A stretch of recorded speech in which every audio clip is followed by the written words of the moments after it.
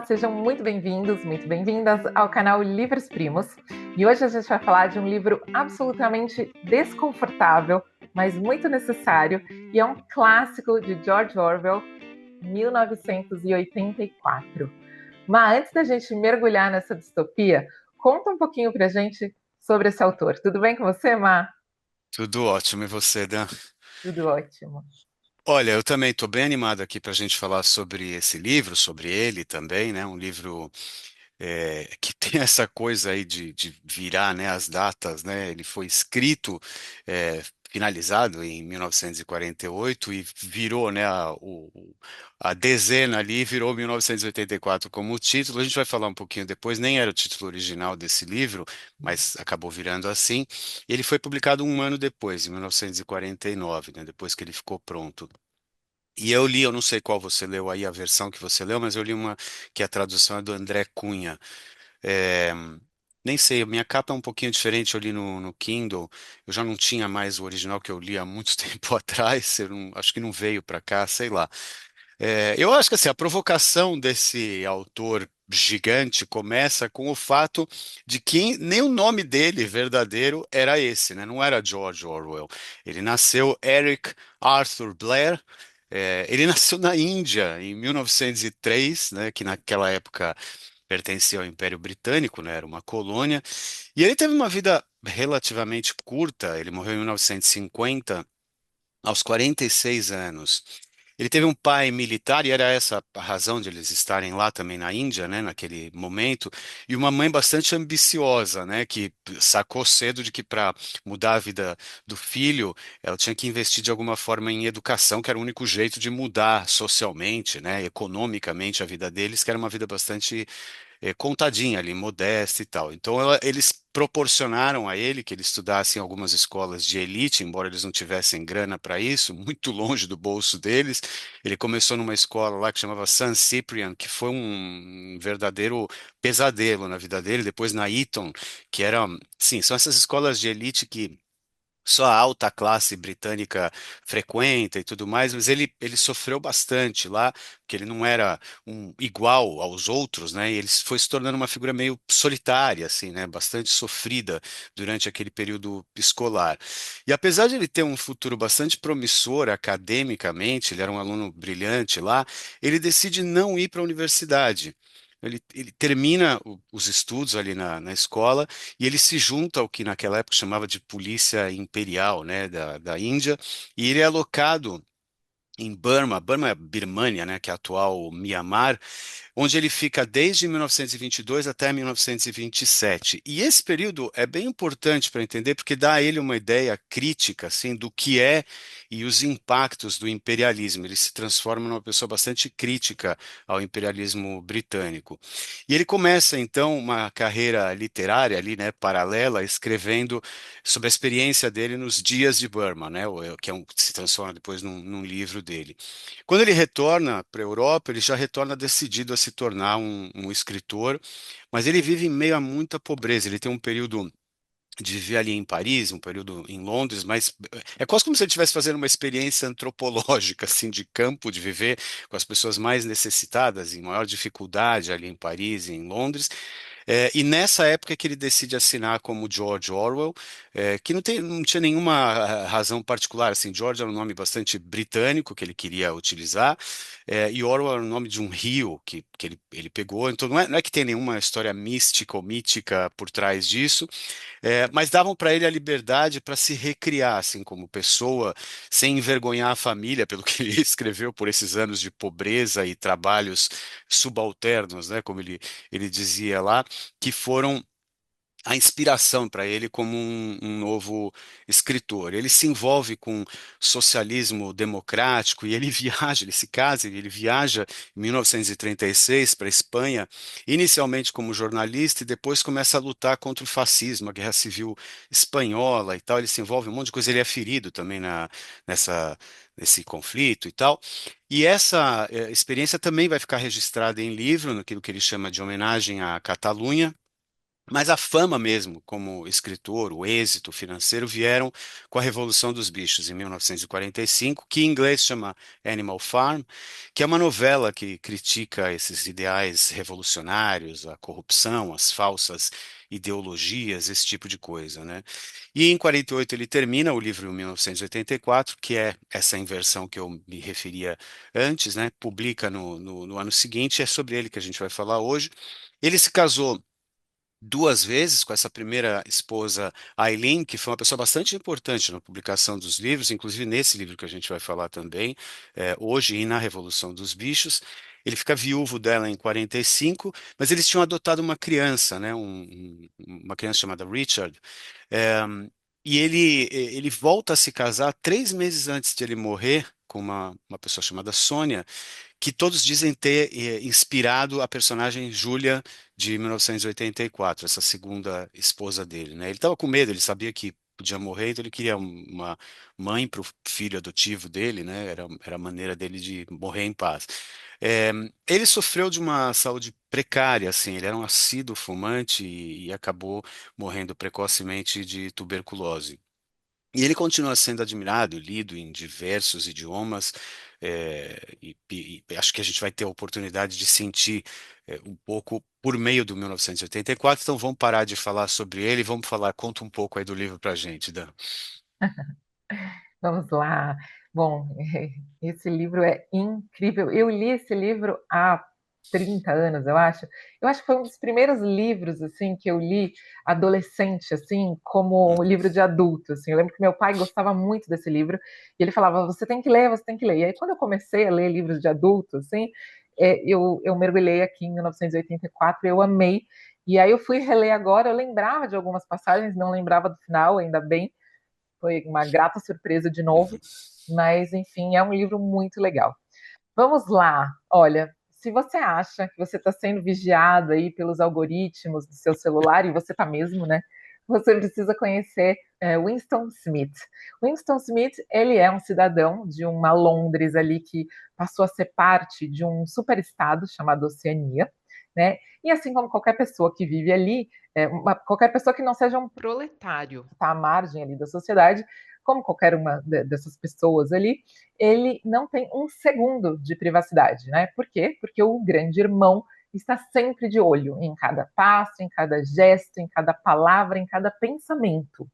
E aí, para que isso aconteça, para que esse controle total aconteça, existem teletelas espalhadas por todos os cantos ali, dentro da casa das pessoas, nos estabelecimentos, em todo lugar mesmo. E essas teletelas, elas espionam mesmo, né? Então, elas capturam essas imagens e os sons e elas também transmitem, né? Elas exibem mensagens ali do partido que coordena, que comanda a Oceania, o tempo inteiro, o tempo inteirinho. Não dá para desligar a teletela, né? E aí, quem dá qualquer sinal de oposição a essa ideologia desse partido é severamente punido, pode ser capturado e sumido do convívio, ser apagado mesmo. Eles usam o termo que é vaporizado, né? Enfim, a gente tem uma sociedade ali reduzida a ponto de não ser capaz mais de pensar ou de existir sozinha, né? É um regime totalitário, autoritário, o cenário de opressão assim tremenda, né? As relações não são permitidas, não existe amizade, existe uma castidade em certa medida, não há parceria, não há nada, né? E aí, como pano de fundo, existe uma constante guerra, uma guerra interminável mesmo, e o governo está lá justamente para quê? Para proteger, entre aspas, essa população, né? Então, lá eles dizem que guerra é paz, né? E na verdade, assim, como funciona? A guerra acaba consumindo todo ali o excedente de produção, garante uma posição de proteção do governo por conta do medo, né? As pessoas acabam se unindo ali e acreditando naquele governo por medo. Então está todo mundo unido contra um inimigo maior e isso garante uma obediência, né? Então o mundo, na verdade, ele está dividido em três grandes superestados que são Oceania, Eurásia e Lestásia. E essas três nações, elas estão em guerra o tempo todo. Então todo mundo vive com medo dessa guerra e unido por conta dessa guerra sem conquistar, né? Mas esse é um pano de fundo. Vamos para o Winston de volta para a gente poder entender melhor esse mundo, né? Esse nosso protagonista, ele é um funcionário do Departamento de Documentação do Ministério da Verdade.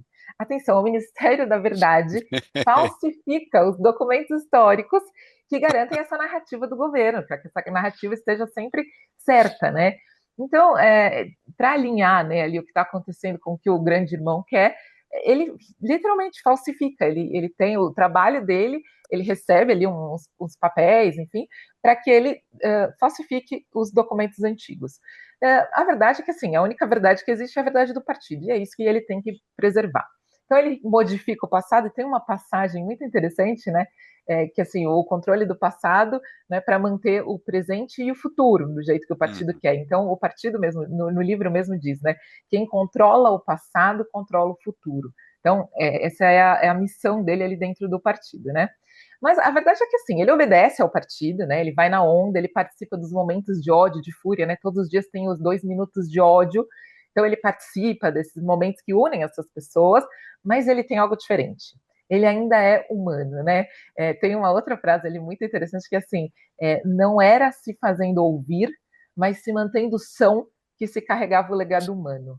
Né? Porque as pessoas estavam mesmo perdendo a sanidade, né? Então é isso. Ele tem ali um pouco de lembrança de um mundo anterior, antes ali, né, do grande irmão, e ele se sente incomodado com isso, ele quer lembrar daquilo, né? Mas ele não tem com quem falar, porque as relações interpessoais ali não podem acontecer. Né? Até mesmo os filhos de casamentos permitidos, porque alguns são permitidos e tal, esses filhos, essas crianças são tratados como mini espiões, né? E eles são espiões dos próprios pais, né? Eles denunciam, e aí eles são considerados heróis, né? Se os pais fazem algo de errado contra o partido, eles denunciam. Enfim, um belo dia, Winston compra um diário, e aí ele começa a registrar alguns dos seus pensamentos, o que era totalmente proibido, né? Porque o pensamento tinha que ser controlado. E aí ele tenta resgatar o passado, e aí o que acontece? Ele vai passear por umas bandas ali, onde não existem teletelas e tal, e você pode ficar pouco tempo fora das teletelas, porque senão, né, você é suspeito e tal, mas aí ele começa a passear por fora, ele encontra essa loja onde ele compra esse diário, enfim, ele começa a conversar um pouco com os proletários para tentar saber um pouco do passado, enfim. Nessa história toda, ele se apaixona por Júlia, que é uma funcionária de um departamento próximo dele, né, uma funcionária do partido também, mas ela é uma rebelde, e aí eles começam a ter encontros secretos. O que acontece? Eles começam a perceber que uma rebelião é possível, né? E aí tudo se desenrola a partir daí. Não dá para estragar essa experiência, né, de quem não leu, então eu não posso contar o que vai acontecer, mas tudo fica pior, muito pior, né? Mas antes de eu terminar de dar esse panorama aqui sobre o livro, tem 2 pontos que eu acho muito importantes comentar aqui, que mostram assim o perigo do controle do autoritarismo. Né? Tem uma expressão que eles usam muito lá, que é o duplo pensar. Então, segundo esse conceito, assim, é possível que duas coisas coexistam e elas sejam opostas. Então, é um absurdo. 2 mais 2 são 4. Mas também podem ser 5. Você não vai recriar a lei da matemática, mas o seu pensamento sim. Então, o partido ele não quer que você simplesmente obedeça, né, aquelas regras, mas ele quer que você duvide dos seus próprios sentidos. O que eles querem é acabar com a capacidade de pensar por si, né? Então, repetindo o que o governo prega, sem contestar, você simplesmente aceita coisas absurdas e você vai emburrecendo mesmo. Eu acho que assim, aqui qualquer semelhança, né, com essa polarização política atual não é mera coincidência, né? Porque o debate racional não serve mais para muita coisa, né? Agora tudo é passional. Então, tem aqui já um pouco dessa coisa que a gente depois consegue até fazer um paralelo dessa obra com os tempos atuais. Mas outra coisa muito interessante desse livro é em relação ao poder da linguagem, né? Ali no meio dessa história toda, né, está em curso uma modificação muito forte, que é a substituição da língua oficial, né, pelo novo idioma ou a nova fala. Depende da tradução do livro que você estiver lendo, né? É, Ou é novo idioma ou é nove nova fala. língua. Nova língua, o seu? Nova No meu língua. deve ser nove língua. Nova língua, certo. É. Então é isso. No final ele vai até explicar, né, em detalhes. No meu livro aqui, nessa edição, ele até explica em detalhes assim o que é esse novo idioma, né? E Uhum. é muito interessante de ler, né? Faz muito sentido. Mas de forma geral, assim, a proposta é criar um novo idioma pobre, né, padronizado, que vai colaborar com o empobrecimento do pensamento, né, dificultando, inviabilizando o pensamento crítico. Né? Então, as palavras que são consideradas problemas assim para o regime, elas deixam de existir nesse novo dicionário, né? É uma língua que vai assim enxugando, enxugando, enxugando. E aí, por exemplo, a palavra liberdade. Obviamente, isso não é legal, não é interessante para o partido. Ela deixa de existir. Então, se as pessoas não conhecem a palavra liberdade, quem sabe elas podem não desejar ser livres, né? Não é sobre a extinção das palavras, mas é de como a linguagem é capaz de estrangular alguns conceitos. Então é isso, né? A gente é livre? Fica essa dúvida, né? Enfim, é um livro muito fácil de ler, prende a atenção demais, assim, eu mesma, nas últimas 100 páginas, assim, eu não consegui parar, eu li de uma vez, assim, eu cheguei até o final, assim, sem fôlego, porque eu queria saber como aquilo terminava, né? Então, é um livro que é importante para nos fazer pensar, refletir sobre o perigo do controle de informação, da vigilância tecnológica, de verdades absolutas. Bom, é um livro, como o Má falou, lançado em 1949, mas que é muito atual. Má, me conta um pouquinho do que você achou. Eu adorei essa. É uma tarefa difícil, né? Sintetizar esse livro, porque tem tantas ideias, tem tantas coisas nele, e uma história também tão louca. Uhum, Eu penso muito sobre ele, especificamente sobre o George Orwell. Ele é um mestre, né, desse gênero da distopia, e esse é um livro emblemático, né, na demonstração de é. como é que um regime autoritário ao extremo não só vigia, controla os cidadãos nas suas ações, mas como você falou, ele pretende controlar também os pensamentos, né? Tem essa manipulação psicológica, a manipulação por meio de uma rotina que é cheia de disciplina, cheia de estrutura, né? Então não deixa muito a pessoa pensar. E você citou aí, né, que a traição passa a ser um valor naquela sociedade, a devoção a esse grande irmão, ao partido e tal espera, põe como expectativa que até mesmo dentro da tua própria família as pessoas sejam delatadas. E aquilo é celebrado pelas pessoas que são delatadas. É uma coisa muito Uhum, louca, né? É interessante, assim, como crítica social, política e tal. E embora essas situações no livro elas pareçam meio extremas, elas não passam muito longe, como você citou, né? Um pouco daquilo que a gente vive hoje no cotidiano, sem a gente nem se dar muito conta, né? E hoje eu acho que mais do que nunca esses questionamentos sobre o que é a verdade, revisionismo do passado, fake news, esse uso de uhum, câmera, microfone espalhado pela sociedade, né? Aí tá em todo canto essas polícias do pensamento, assim, né? Estão todas por aí, a gente não percebe muito. É incrível pensar que esse sujeito escreveu esse livro há quase 80 é, anos e ele nunca foi tão profético, tão atual. Embora, uma coisa curiosa, ele mesmo dissesse que o livro não tinha intenção de profecia, mas de alerta. Ele não dizia que a sociedade ia para esse caminho, ele estava alertando de que poderia ir. O que é que a gente pode uhum, fazer para que ela não vá para aí, né? E um pouco sobre essa coisa assim de personagens, né? Essas contraposições daquilo que ele construiu. Não são tantos personagens no livro e por isso eu acho que dá para a gente mergulhar mais profundamente na psique ali, né? De cada um deles. Tem essa ingenuidade do Winston, a pureza dele, assim, contrasta um pouco com essa amante dele, com a Júlia, que acaba inflamando assim o revolucionário, né? Presente nele tanto quanto essa outra figura, o O'Brien, que ele entende ser um subversivo dentro do regime autoritário lá do Grande Irmão, mas muita reviravolta acontece e sim, todos esses personagens vão sendo afetados assim por esse sistema que não poupa ninguém e testa os princípios assim que nenhuma virtude para em pé. E o ritmo também da narrativa, eu gosto muito disso, essa contraposição de ambientes que ora são meio claustrofóbicos, assim, opostos a outros que ele te coloca ao ar livre, assim. Tem é, momentos, isso que você sentiu, acho que eu também senti, relendo o livro, né, depois de tantos anos, que tem momentos que você parece que precisa respirar, né, assim, que você fala, nossa, mas isso aqui é demais para mim, né? E acho que isso tem a ver com essa linguagem direta, meio crua, assim, né? Muitas cenas assim de torturas que são difíceis de ler. Acho que elas jogam com medos, assim, com pavores que a gente tem, e em outros momentos, assim, com demonstrações de afeto ou de amor que são, assim, uma espécie de ilha num mar de violência, né, do livro, e por isso acabam tendo um valor muito grande, né? é A verdade. gente fica se imaginando um pouco assim, né? Eu pelo menos não sei se para você foi assim, mas você fica se imaginando como é que eu reagiria num ambiente desse tipo, né? É, Sim, como é que seria a minha vida? Como é que a gente nem se dá conta que é parecida no outro uhum, sentido, não de tortura física, assim, sim, mas psicológica, né? Daquilo que a gente vive. Ele se tornou, o Orwell se tornou assim uma espécie de combinação num gênero, né, de ativismo político e produção literária, né, como se ele não tivesse criado um gênero, né, para isso, que é bastante interessante. Eu tinha dito antes, o título original, né, desse livro era para ter sido chamado O Último Homem na Europa.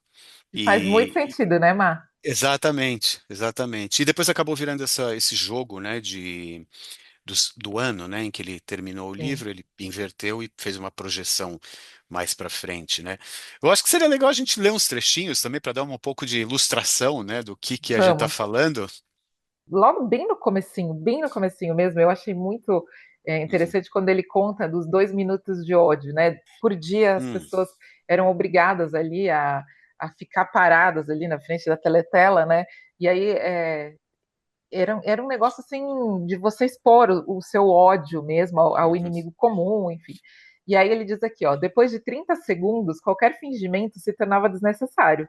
Um êxtase hediondo de medo e vingança, um desejo de matar, de torturar, de esmagar cabeças com uma marreta parecia fluir através do grupo como uma corrente elétrica, transformando cada um, mesmo contra a própria vontade, em um lunático deformado e histérico. Essa coisa, É né, da, isso. da, da violência e de como o ódio contagia, né? A horda, né? Meu Esse Deus. fenômeno de horda. Tem um trechinho aqui que ele fala assim, né, sobre essa coisa opressora dentro da cabeça da gente. Nada era seu, exceto os poucos centímetros cúbicos dentro de seu Dentro do crânio. crânio. Eu anotei, era a minha próxima. Era a minha próxima. Sim, é. Tem um outro aqui também curtinho que eu acho bem bacana, está relacionado a isso. Ele diz assim: até que se tornem conscientes, elas nunca se Hum, rebelarão. E até que tenham se rebelado, não podem se tornar conscientes. maravilhoso. Que jogo de Maravilhoso. palavras, né? Incrível, incrível, incrível. É aquela coisa do humano aqui, né? De ainda ser humano, né? Tem um trechinho bem curtinho aqui. Se você Uhum. conseguir sentir que permanecer humano vale a pena, mesmo não dando nenhum resultado, nem fazendo a menor diferença, você venceu. Ah, tem um trechinho que diz assim: como dizia o slogan do partido, proletários e animais são livres. Uau, Olha a gente do céu. classificação, né? Nossa. É, tem uma coisa muito bonita, eu acho, que é típica de escritor, assim, né, de ficção, que ao mesmo tempo é jornalista, que sabe como descrever as coisas ou criar figuras assim de linguagem, metáforas. Então, ele fala o seguinte: mas todos os fatos relevantes estavam fora do alcance de sua visão. Eles eram como a formiga, que pode ver objetos pequenos, mas não grandes. Se essa Olha, coisa que está bem pertinho de é, você, você até lida, mas você perde a referência do contexto, né? Quando te é, controlam e fazem você olhar como um cabresto, assim, né? Para aquilo que está próximo, bem pertinho de você é uma coisa, mas você perde a noção do todo, né? sim, sim, sim. Aqui, quando eu marquei um trechinho só para quando ele fala sobre a guerra, né?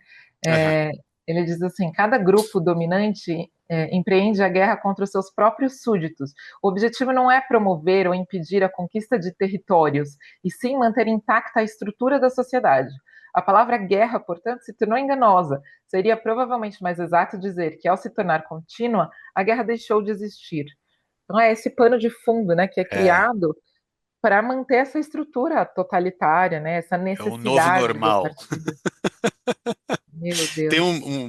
tem dois trechinhos aqui que eu acho legais pela forma de descrever. Isso que você falou do poder da linguagem, né? O que a língua passa a representar, as palavras já não significam mais a mesma coisa. O partido determina o que as palavras vão significar para todo mundo, né? Então diz assim: se os fatos dizem o contrário, os fatos devem ser alterados. Assim, a história é continuamente reescrita. Essa falsificação cotidiana do passado, realizada pelo Ministério da Verdade, é tão necessária à estabilidade do regime como o trabalho de repressão e espionagem realizado pelo Ministério do Amor. Amor. Muito maluco isso. E a última Esses que eu nomes, queria. Sim, sim. diga, não, esses nomes dos ministérios são muito legais, né? O Ministério da Paz é o que cuida da guerra, o Ministério do Amor é o que faz a tortura, o Ministério da Verdade é o que altera o passado. E é incrível porque é isso que você falou antes, né, dessa contradição, como viver naquilo que ele cunhou esse termo duplo pensar, né, com como você convive com duas coisas que são contradições. Está presente inclusive nisso, né, o Ministério do Amor cuida do É, contrário disso, da verdade e da falsificação, e todo mundo acha isso normal. sim, Você lê aquilo pensando, mas como é que alguém pode achar isso normal? Você lendo o livro, você entende que lavagem é essa que é, acontece, que as pessoas passam a achar que aquilo é de fato normal. é. Tem um aqui que eu acho que é a imagem mais poderosa, não sei, pelo menos na hora que eu li, me ficou isso bastante forte, que diz assim: se você quiser uma foto do futuro, imagine uma bota pisando em um rosto humano Nossa, para sim. sempre. Não tem Nossa, essa parte é saída. muito forte. É. Sim, eu lembro dessa parte muito forte. É É. muito louco, não tem escapatória, né? Assim, e acho que uma das coisas, eu não sei para você como foi isso, mas ele joga com essas imagens que mexem com a gente, ambientações, assim, Uhum, por exemplo, uma delas de exploração de fobia, né? Tem lá sim, como ele sabe ativar em nós, né? Esses é. pavores. É, E acho que cada um de nós tem esses tem um. pavores. O que que você teria na vida que você teria mais medo? E ele É, cria uma sala, um quarto lá, 101, para 101. onde as pessoas são mandadas para dali delatar e torturar e É, fazer um monte de coisa, né? E eu fiquei pensando naquilo, né? O que que para mim seria terrível se alguém me mandasse para um lugar desse? O que que seria ruim para mim, né? É incrível como ele te leva para aquele lugar em dois é, segundos, né? sim, sim, sim, sim. É, eu me coloquei ali em muitas situações e fiquei realmente angustiada, É, desesperada, né? Eu acho engraçado, eu acho bom, né, essa época em que o livro se passa, né? Porque é esse momento que parece ser esse momento, né? De, assim, ainda existem pessoas que viveram no mundo anterior ali, né?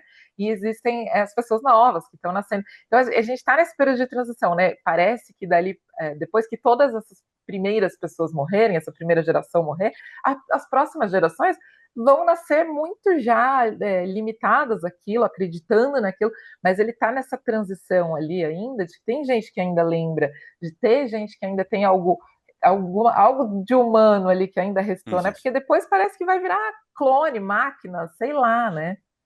E não é acidente, eu acho, como o livro é de 48, né? É logo no pós-guerra. É, Então você pós-guerra. imagina todas as imagens que circularam, sobretudo Sim, na Inglaterra, do que foi a Segunda Guerra, campos de extermínio, esse tipo de coisa, sim. e essa humanidade que viveu aquilo, hoje até com um certo revisionismo, será que aquilo existiu? Será que alguém vai É, negar que aquilo ocorreu ou não é, ocorreu? E que é um pouco disso que você está falando, né? Assim, tem gente que nasceu depois daquilo, tem gente que viveu aquilo antes, mas nada é garantido na história. é, Não é, se você resolver adulterar a história e contar uma sim, nova história, aquilo que é fato vira o que você quiser, né? É a tua interpretação, exatamente, né? Fatos não existem. exatamente. É muito, muito poderoso, né? Assim, um É. livro mexe muito com a gente. É, eu fiquei imaginando aqui, né? A gente hoje em dia, né? Você comentou sobre isso. A gente carrega uma teletela no bolso, né?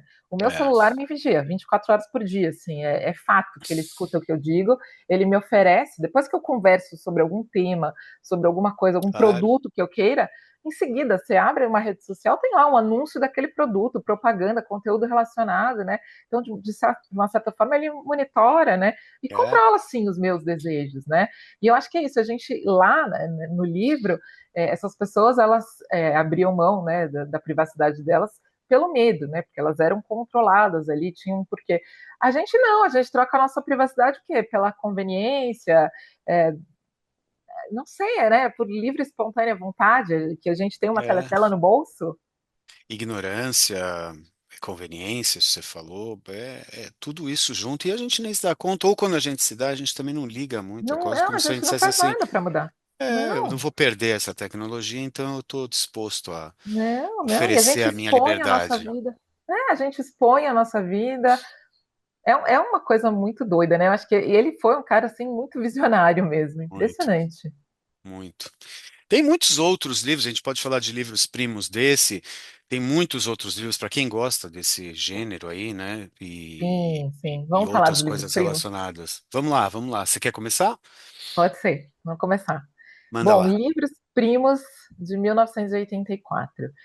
Eu acho que, assim, uma das distopias mais, não sei se mais famosas da literatura, mas que eu amo, amo, amo, amo, Admirável Mundo Novo, de Aldous Huxley, que ele imagina um futuro em que as pessoas elas são geradas em incubadoras, né, elas passam por uma espécie de condicionamento, né, para ter determinados comportamentos, a sociedade é dividida em castas, enfim. Aqui também o Estado domina a vida de cada um. Eu acho ele muito primo de 1984. O segundo livro que eu quero falar é um que eu amo de paixão, do Nobel de Literatura Kazuo Ishiguro, que é Não Me Abandone Jamais, que é outra distopia bem pesada, né? Aqui a história eu acho que é mais até difícil de digerir, porque são clones criados para doação de órgãos para as pessoas vivas, né? Então é uma história que aí vai falar de perda, de solidão, vai analisar o ser humano. É um livro muito bonito e muito pesado que eu quero fazer para o canal, mas depois a gente combina de gravar Vamos esse vídeo. Eu nessa. sou Eu adoro apaixonada Ishiguro. por esse livro.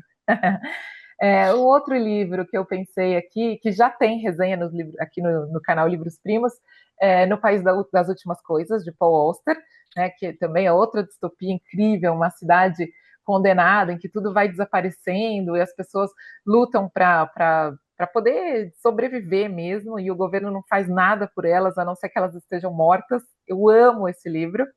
E por último, também um dos meus preferidos da vida, Ensaio sobre a Cegueira, de José Saramago, né, que assim, coloca o ser humano à prova, fala de desumanização, mostra a fragilidade do ser humano diante de um sistema de poder, fala da falência moral da sociedade, enfim. Olha, esses livros todos eu acho que são muito primos e eu amo todos eles e recomendo demais.